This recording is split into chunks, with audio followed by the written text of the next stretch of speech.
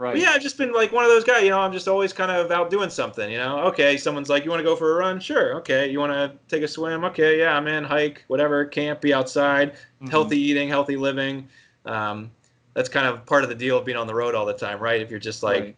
eating out 3 times a day and not doing anything, then you're totally screwed. So You're gonna be in trouble yeah, quick. just always Yeah. trying to keep fit, but nothing, I had never run more than 8 miles in my life, Mm-hmm. biking. I've done like a few, like the events, like I'm saying, the cross country ride. But, when I started this whole Ironman pursuit, I didn't even own a bike. So that shows you how Right. much I ride, right?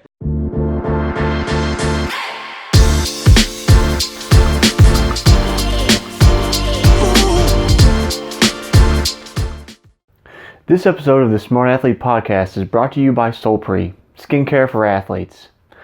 Whether you're in the gym, on the mats, on the road, or in the pool, we protect your skin so you're more comfortable in your own body. To learn more, go to solpre.com. Welcome to the Smart Athlete Podcast. I'm your host, Jesse Funk. My guest today is a little bit different than most of the guests I have on, but it's going to be good to have somebody on who has a little bit different perspective than most of us. He's an international travel writer. As we will learn throughout this episode, he is a reluctant triathlete, and he owns the brand Wake and Wander. Welcome to the show, Will McGough. Hey, Jesse, thanks for having me on, man. Appreciate it. Excited to talk to you. And I know you're an accomplished triathlete, and I am not. So it'll be interesting to see what we come up with here. Yeah, well, I mean, we'll see how it goes. I think I started off okay. I got your last name right. I usually stumble through the last names as I'm doing my whole read, and I always have to apologize. So You rocked it. I You think I did rocked it. okay I'm there. a writer. I don't have to pronounce anything, which is lucky. So I just have to get the spelling right. So that's good. Yeah, you got plenty of time to think about it. You don't have to worry about, oh, did I say that? Edits, What did rewrites, I say? polish, polish, polish. Yeah, exactly. So it seems, at least on the outside looking in, the life of a travel writer should be like pretty glamorous and enviable. Can you tell me about how do you make a living as a travel writer, and like, how do you find yourself in this kind of, at least from my perspective, fortunate position? Yeah, sure thing, man. Well, I appreciate that. I feel very fortunate and lucky. I love what I do. People have interesting views because, like you say, from the outside, you just see this life of glamour, traveling around, getting all these new experiences, staying places, and presumably getting paid for it, right? Which is a great thing. And all those things are true. But, of course, like, as in Welcome to 2019, presentation of self is always different than reality. Okay, so yeah, I do have a lot of opportunities. I love what I do, but being a travel writer, it is a grind of a lifestyle, right? Like you're always on the road. I'm still at the height of my career, I would say, hopefully continuing. But as I was coming up, I've been doing this about 10 years now. So there were times when I was on the road 3 weeks a month, Mhm. now I'm back down to more between a week and two a month, which is a little more reasonable, but still a lot of travel. So just maintaining relationships and with friends, with lovers, with your family, and just sort of getting any sort of routine going is a challenge. Sort of your routine is the anti-routine, which is actually kind of a connection I found I had with triathletes, Yeah. because just with the lifestyle, that hecticness, triathletes are very routine oriented, obviously, in their training, but that really pulls them away from this sort of quote unquote normal life that you would Mhm. get into, which travel writing also does. So I found that interesting. Being a writer is awesome. You have a voice, but it's like having homework every day for the rest of your life. You are constantly having assignments that you need to work on, and then you're going to complete that assignment. Then you're going to turn that in to an editor who is going to give you feedback on that. And typically it's like, okay, make these changes because, it needs to be better or whatever. Mhm. So it's just like that constant judgment of being in school. So you have to have a thick skin in that regard. But I did my studies in journalism. I got a master's at Temple. I went to Virginia Tech for undergrad. So I kind of always knew, at least like once I got halfway through college, I knew writing was my thing, Mhm. and have stuck with it and have done different things. Started off in hard news, worked on a sports desk for a little while, but being in hard news, as again you see today, it's very sensationalized. It's very Mhm. dramatic. It's almost like must-see TV in a way, entertainment. And so that just really wears on you. And for me, that wears even more than being on the road, because you're dealing with just politics and touchy topics, and everything is so polarized these days. So travel, like, believe it or not, is kind of a mellow field for a writer, because it really combines reporting and storytelling, which I like, because I can go and experience something and use my journalistic instincts to sort of find a story. But then I'm not, it's lighthearted. I'm telling that, I'm gonna tell a story about what I experienced, and as a creative writer, which I consider myself, that's really cool. And that led really, really well into the book, because, I was just putting myself out there in this situation and seeing what happened, and then telling my personal tale. So, yeah, that's kind of in a nutshell my career. And, I still do a lot of travel writing. Like I say, I'm on the road every month. But with daily journalism, you're so scattered. So you're always working on, you're in Croatia writing a story about Poland, or, you're in Hawaii writing a story about South America. And so you're just always kind of jumping around. And I know how that sounds. You're probably like, okay, shut up, Will. That doesn't sound so. But as a writer, you want to kind of really immerse yourself into a project. Right. Today's journalism is so like superficial. 10 things to do in Honolulu, 5 reasons to go to Brazil. Well, I mean, listicles are really clickable, so it's all about the listicles. Dude, and it's really the death of writing, but I'm trying to keep it alive. It's fine. So yeah, that's kind of my background, and then just like I say, writing books is something I've always wanted to do, and I had the opportunity to do that recently, as you know. So it's good. So for anybody that's confused, and I think I'll actually make this the title of the episode, Swim Bike Bonk here is the book we're talking about, which we'll get to here in a minute. I should have introduced that sooner, so everybody's like, book? What book? What are you talking about, a book? I do want to, I'm kind of curious, when you're traveling, I mean, since you are essentially on assignment, you're working while you're traveling and doing these things, it kind of makes me think about, just the average person now, who's has Instagram and Facebook and all these things, and they're reporting on their own lives. I have this sense that they aren't really living the moment as much as reporting it. So it makes me wonder about you, in that your work is to report on these experiences. Do you feel like you can actually experience and live them, or is your brain always turning and not fully present because you have to report on it later? I get what you're saying. Yeah, I totally understand that. Sometimes you feel that way, especially if you're on a media trip or you're at an event, where you're surrounded by other journalists, and there's 20 cameras around you, and you're all trying to get a photo of the same thing. It's like, okay, there's this beautiful person or mountain or scenery or moment, and yeah, everybody's just so focused on capturing it. For their Instagram or for their story, whatever it's going to be, that can be very distracting. But, I think in travel writing, like anything else, the cream rises. And so you have people who are, just almost unbearable on the road. I'm sorry to say, you have this new generation of influencers and bloggers that really rely on social media, and their whole shtick is just presenting via social media what they're doing. I've always been a traditional journalist format, where I'm pitching articles to publications, so I'm less reliant on that immediate satisfaction and that putting something up for my followers to see. If you look at my social media, I just have a very low footprint. I don't know, I guess I just missed the boat on that, born a little after it came into, but, or before, I should say. Anyway, I'm old in that regard, 34 going on 70 with social media. But so I really try hard, Jesse. I think that's a great question, because I really make it a point when I'm on assignment, even if I have specific instructions about something that I'm to cover, I make a point to go set some time for myself and just go out and have an experience, right? And that often turns into the story, or at least in my opinion, the best story of the trip.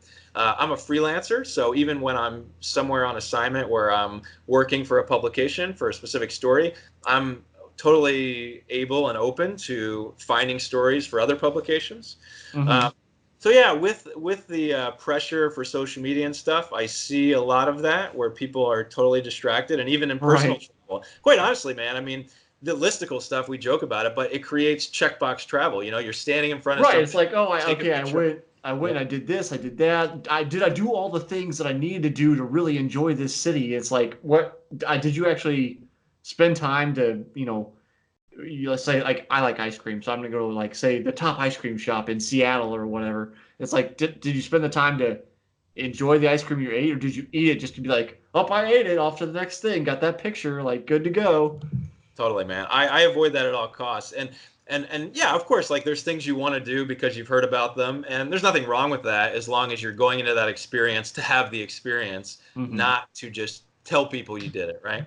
And so Right. that's a distinction. And I have a lot of things about my travel style that I really focus on to avoid that. Everything from what you wear to how you present yourself in terms of trying to fit in with the locals and to draw attention to yourself, but not in a bad way. Like you don't want to you walk down the street with a big camera on your neck, and like nobody is going to treat you the same way as if you're Right. just sort of an under the radar person.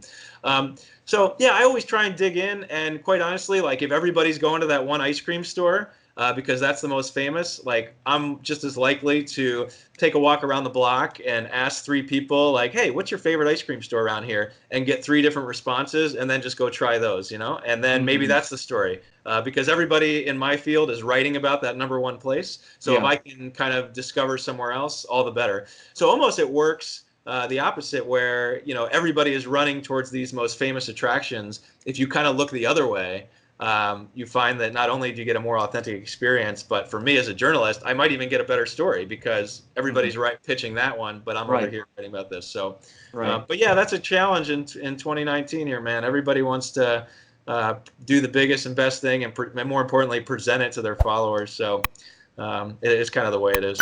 Yeah, you're talking about like walk around the block makes me think about I not in a serious way, but so I love Montreal, and I've spent several trips going to Montreal specifically for a month at a time, and there are several instances where like the better restaurant is across the street, and I always at the time I thought um, somebody should pitch a show to like Travel Channel or whoever about doing a show like across the street. What's across the street from the number one attraction? So like, I think I saw you'd been to Quebec City. I don't know if you've been to Montreal, but there's like Montreal's known for smoked meat. So there's Yeah, Schwartz's, which Schwartz is everybody writes definitely. about Schwartz's. But right across Well, the if street, you there's another walk spot. across the street, it's Yeah, called the Main, and totally. they have even bigger and just as delicious Yeah. smoked meat sandwiches without the line. Same thing, poutine. Everybody tells us about La Banquise right across the street. You go to Mapu Mouye, which is a Portuguese restaurant, and they have, I will say, in controversial fashion, the best poutine in Montreal.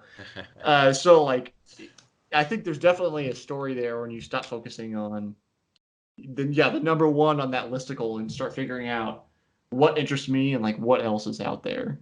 Totally. I think you'd be a great travel writer, Jesse. That's a great, and I know exactly what you're talking about. And I think that would be a great show across the street. I love it. Yeah, I mean, there's a lot of, I think a reason for it too is just the regurgitation now because there's so much content out there. And quite honestly, like many travel writers are just armchair travel writers. Like they're not Right. actually Just, in the like, doing field all the time. research and then Yeah, they're writing up just the researching article. online and making lists. And dude, like you don't have to be a writer to do a list, right? I mean, I Right. say the list is the death of writing as a joke, but it's kind of true because you don't need a background in writing to go to Montreal and write up the top 5 poutine places, right? Right. But you do need to be a writer to do that old school magazine style storytelling. So with that shift, it's sort of brought more people into the business who aren't necessarily writers. And then so with the internet, et cetera. But I agree, that would be a great show. I like your travel style, man. Yeah, I like discovering, some places are famous for a reason, right? And you want to Right. see them. But yeah, where is that alternative spot? Where, and not only for your own personal experience, but for travel writing, that's a great strategy. Yeah, I just think about I don't know I don't know if it's still their motto. I think it's Avis car rental. Their motto, I think it's Avis. Motto for a while was we're number 2, we try harder. So Oh, it's I like like that kind of attitude where it's like we know we're not the best, so like we're gonna pull out all the stops. It's like that attitude with the restaurants, I think. Totally. One thing I do, just to put a bow on that, it's like my company is Wake and Wander, and that's sort of my mantra. Wake up and kind of wander around, see what you find. And so many people, they're like, how do you research when you go somewhere? Like how do you know what you're going to do, et cetera. And I have a couple rules about that. I rarely look at pictures because now I'm also a tour guide in Hawaii, and one thing I see over and over again are pictures of Hawaii. Like it's like my local beach. I'm like, dude, it does not look like that. It's been edited. Yeah. It's been so the internet and Instagram create so many false expectations about what it actually is. So people come and they're disappointed because it doesn't look like the photo. So I always try to kind of read about places, but not necessarily overwhelm myself with visuals. And then I also, I don't really pay attention to what everybody else is saying to do. I mean, maybe you want to be aware of it, of course, but you don't want to set your trip up around that. I always get my intel once I get on the ground. I land at the airport, I get a cup of coffee. Hey, where do you go with your friends for dinner? Hey, I'm in the cab. Hey, like what's your thought? And you just ask literally everybody. And that's part of traveling because you're putting yourself out there. But you get so many recommendations on the fly. And yeah, sometimes that turns into a disaster. Someone sends you to an awful place. But hey, like everywhere you go, like I look at travel as experiences. Like I don't have to, like that's what I'm after, an experience. Like I'm not out for the best and the worst. I hate this classification of best and worst. No, like an experience is an experience. And how are you going to compare like Hawaii to Quebec City? Like they're totally different. Which one's better? I mean, they're not even the same place. Right. You're right. This idea of like every magazine trying to be like, here are the top 10 beaches in the world. It's like, what, you've been to every beach in the world? So you know that, it's like, come on, it's just a joke. So see travel as an experience. Like, each individual experience is a different grape. You combine all them, they make a fine wine. I just, that's how you have to look at it, I think. Yeah. I think it's a pretty good perspective. It's like, I know my girlfriend would hate you because she wants things planned out before we arrive at someplace. But I'm definitely more your style where I'm like, we're going someplace. We'll figure it out when we get there. Totally. I hate itineraries, which can make for, we actually just, we were in Oahu a couple months ago. And I kind of took my approach, and it ended up being kind of a pain some days just because the tour buses started following us around because we wouldn't get going until the middle of the day. So in that aspect, it could be bad. But we did do plenty of things off the beaten path. So I'm with you holistically on that philosophy there.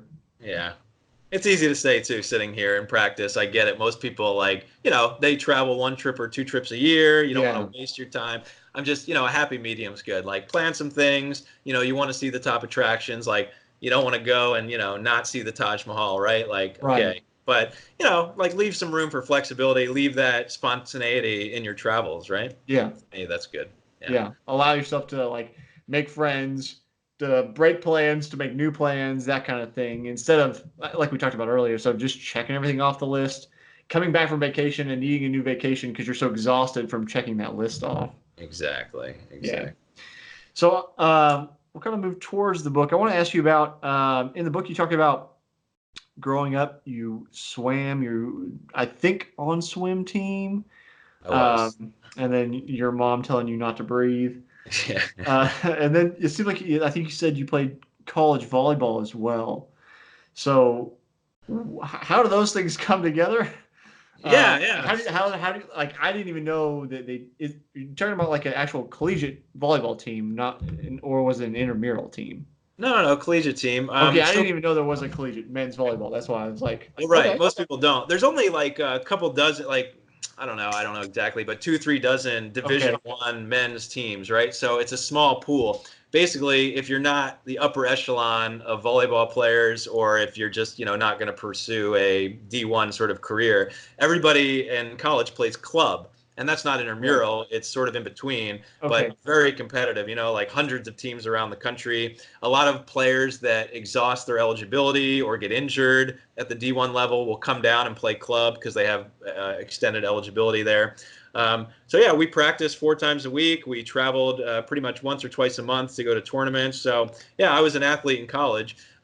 Growing up, I grew up East Coast outside of Philly, so sports are a big part of the culture out east. I grew up playing soccer and baseball, and I swam. Like, swimming was probably the biggest love-hate of my life, because, at least in my family too, because my mom loved me as a swimmer because she thought I was so good, quote unquote, whatever that meant when you're 9 years old, it was okay for me. Like I didn't mind the meets and stuff, but I hated practicing. It was just so boring. Like just sitting in a pool, staring at the bottom of the pool, lap after lap. It's summertime, you're free from school, but now you're waking up at 7 a.m. every morning to go to practice. So I don't know, like it was just one of those things I did for a long time. Basically from, when I was 5 or so up until I went to high school. And finally, had the courage to stand up and say, Mom, that's it. I'm done. I'm not doing it. And then in high school, I was a basketball player growing up too. And I transitioned that, I realized I didn't necessarily have all the basketball skills, but I was athletic. And that translated very well over to volleyball, where it's, just a different skill set, Yeah.